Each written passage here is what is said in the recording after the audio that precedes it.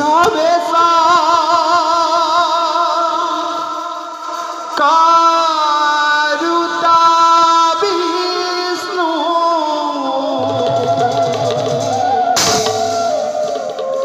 গোবিন্দ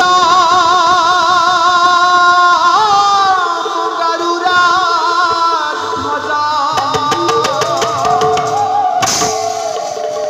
यगता नकुधाता सुहिदा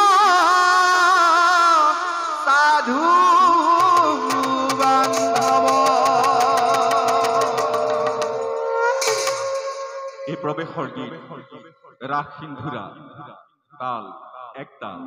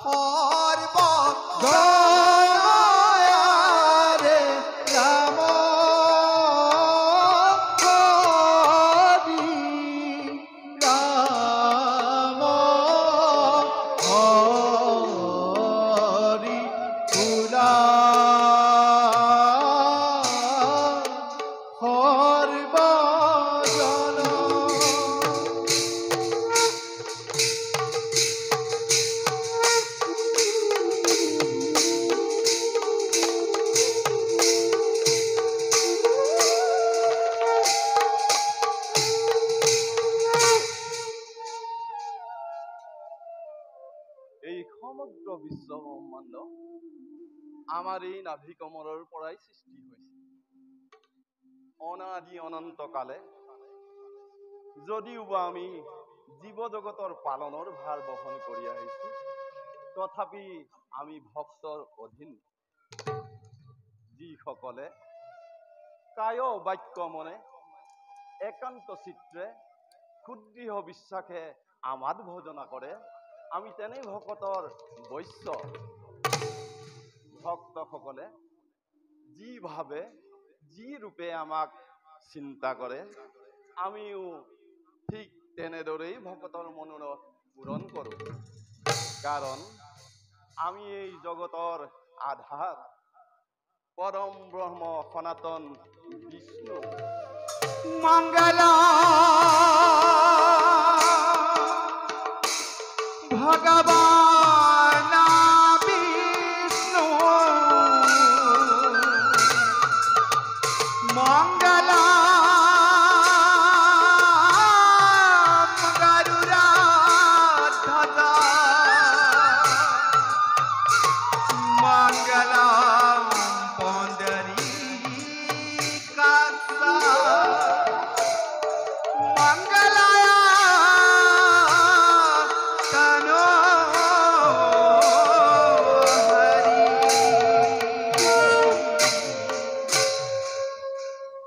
মায়াময় এই বিনন্দীয়া সংসাৰত সন্তক পালন আৰু দুষ্টক দমনৰ বাবে আমি নানা সময়ে নানা লীলা অৱতাৰ ধাৰণ কৰি এই ভূমিভাৰ হৰণ কৰি আহিছো। বৰ্তমানেও আমি এক তেনে পৰিকল্পনাতে ব্ৰতী হৈ আছো। সৌৱা দেৱৰ্ষি নাৰদ আমাৰ সমীপে আহিব লাগিছে। আজি আকৌ তেওঁ কি বাৰ্তা লৈ আহে?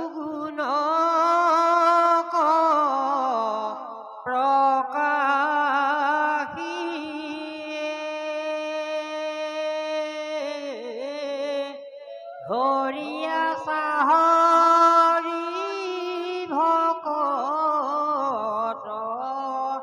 বৎসৰ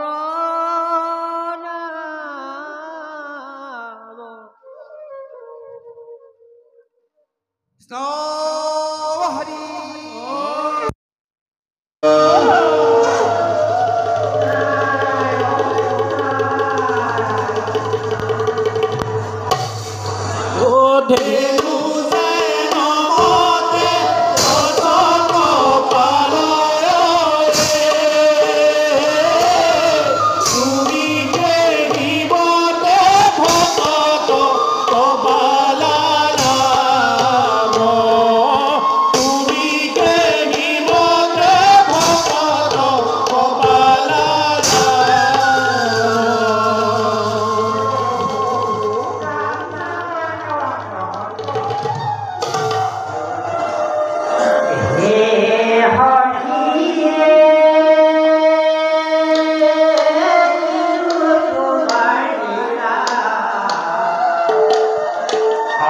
হৰি জীৱক লৈ কৰি চাহে খেলা,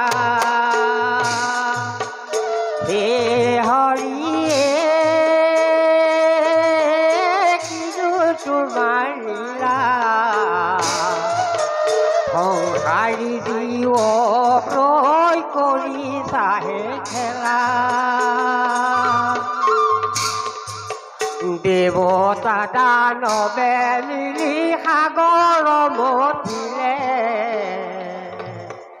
মন্থনে উঠিত দৈৱ দেৱতাইহে নিলে। হৰিহে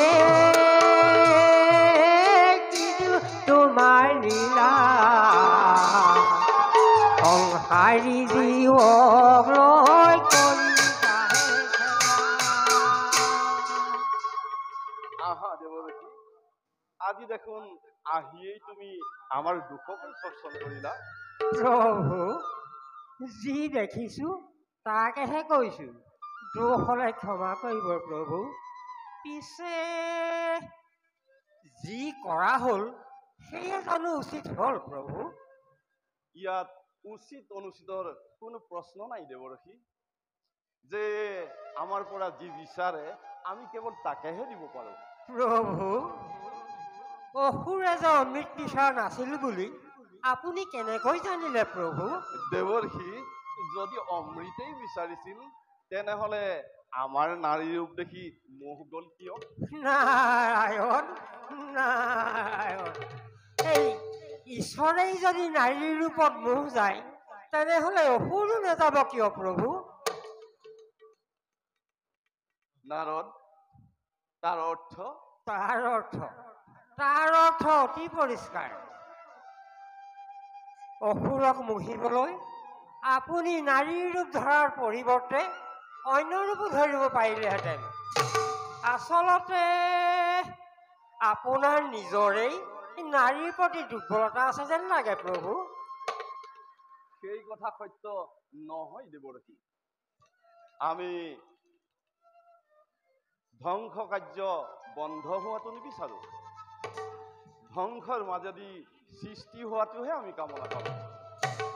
অসুৰ আৰু দেৱতা দুই পক্ষই যদি অমৃত পান কৰিলেহেঁতেন তেতিয়াহ'লে এই ব্ৰহ্মাণ্ডত সংঘৰ্ষ তেতিয়া অনন্ত কাললৈ সংঘৰ্ষ থাকিব আৰু আমিও অনন্ত কাললৈ সৃষ্টি কাৰ্য চলাই যাব পাৰিম।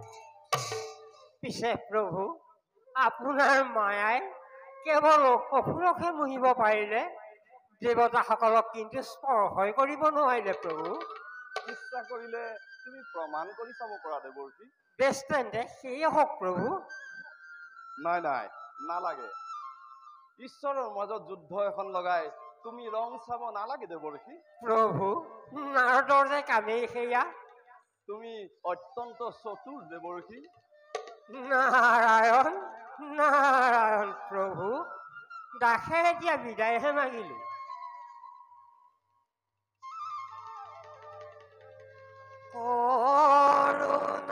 করুণাময় রাম, করুণাময়,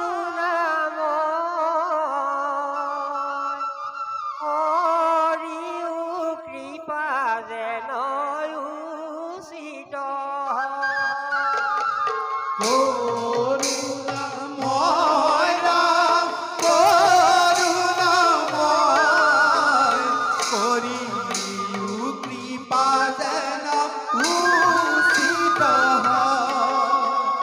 তুমি শ্রীরাম কৃপা রহরনিধি,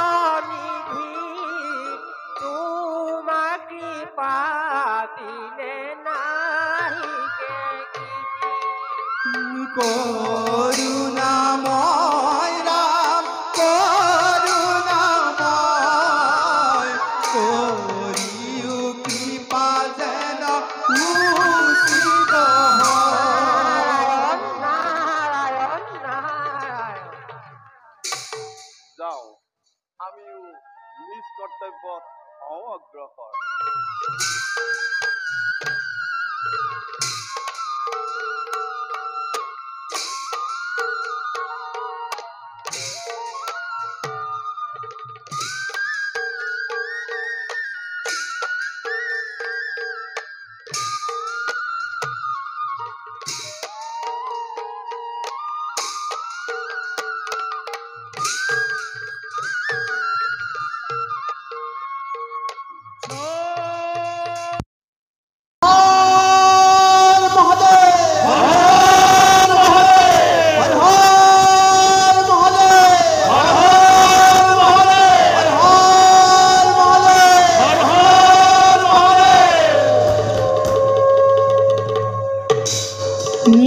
कर्पूरा गौरा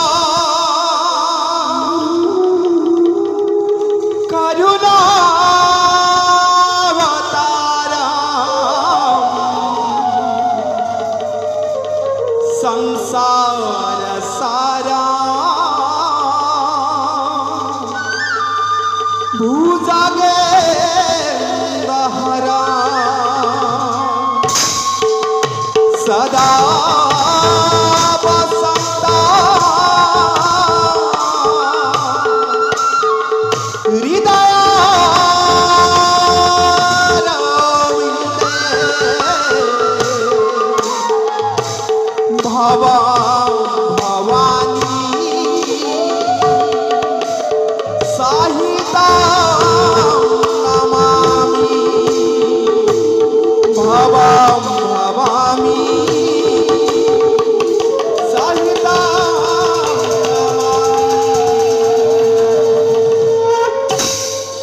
Hey, hey.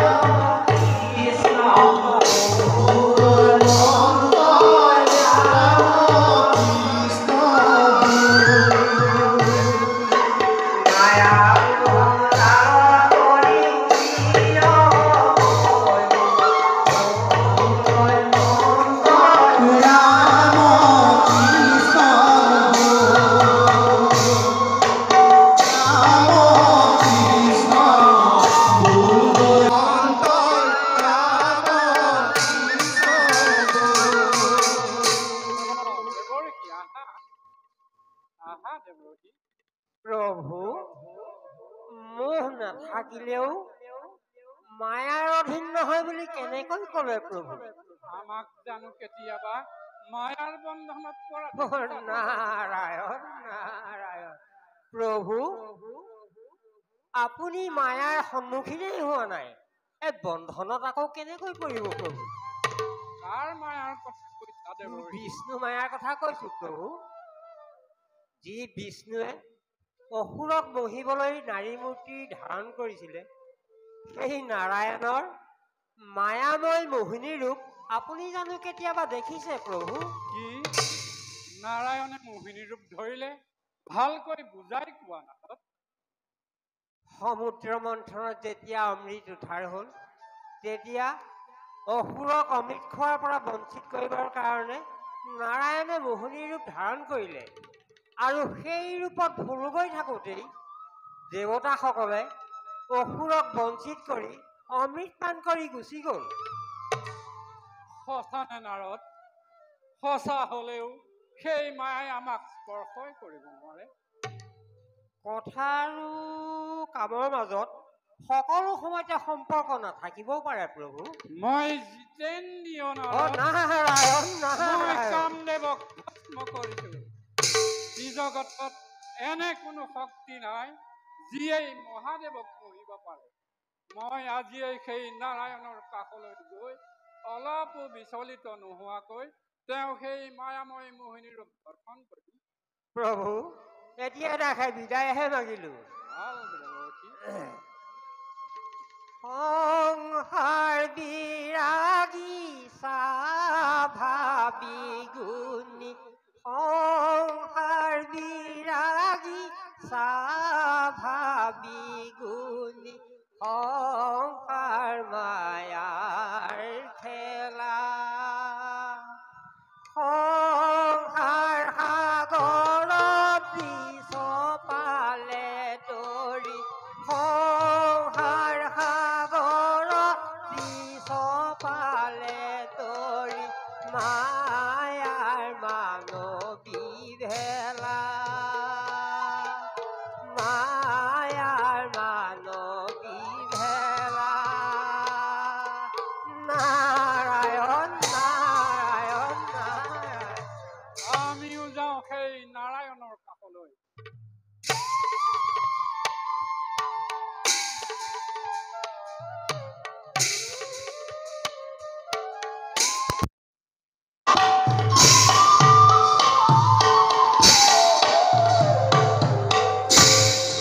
আজিৰ এই পবিত্ৰ নাম